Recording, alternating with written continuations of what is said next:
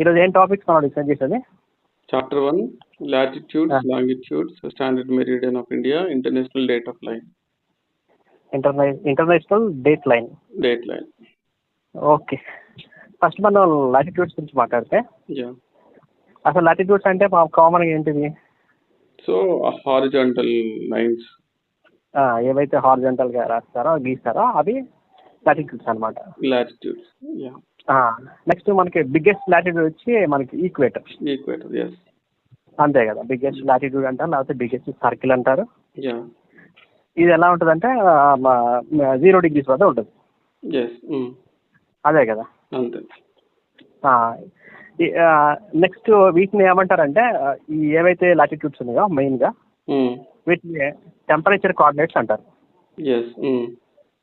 అంతే కదా. అంతే. ఇప్పుడు మనం 0 degrees నుంచి పైకి వెళ్తున్న కొద్దిగా నీకు టెంపరేచర్ తగ్గుతూ ఉంటుంది. తగ్గుతూ ఉంటుంది, అవును.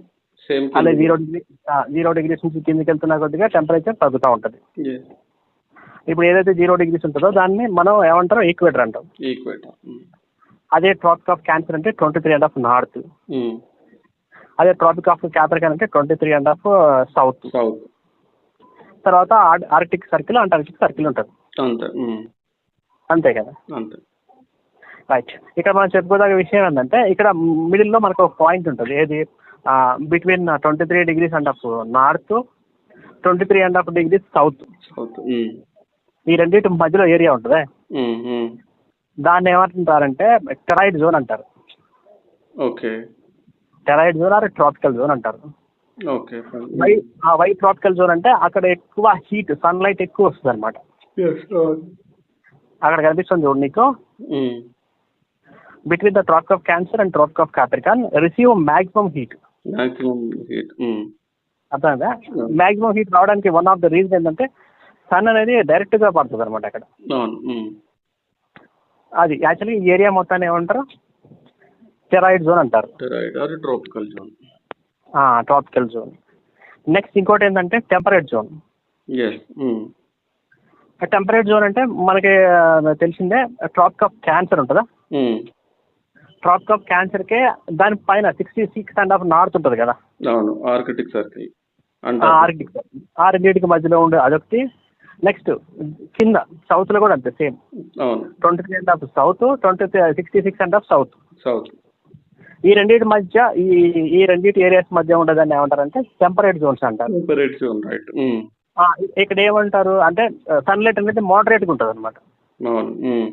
ఇంతకు ముందు మనం మాట్లాడుతుంది ట్రాపికల్ జోన్ అంటే ట్రాపికల్ అంటే సన్ అనేది డైరెక్ట్ గా ఆ జోన్ లో పట్టడం వల్ల మనకు బాగా ఓవర్ హీట్ ఉంటుంది.